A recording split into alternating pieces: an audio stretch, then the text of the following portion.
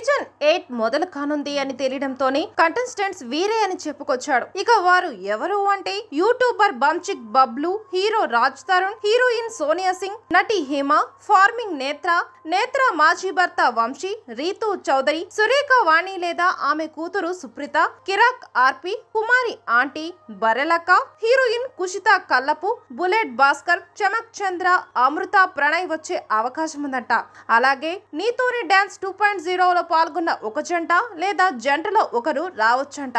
Anjali Pavani, anchor Shiva, Nayani Pavani, anchor Sravanthi Chokkarapu, master chef Sanjay, Raithubadi Rajender Reddy, Prasad tech in YouTuber, foreign లో settle అయిన vloggers లో ఒకరు ఉండనున్నారంట.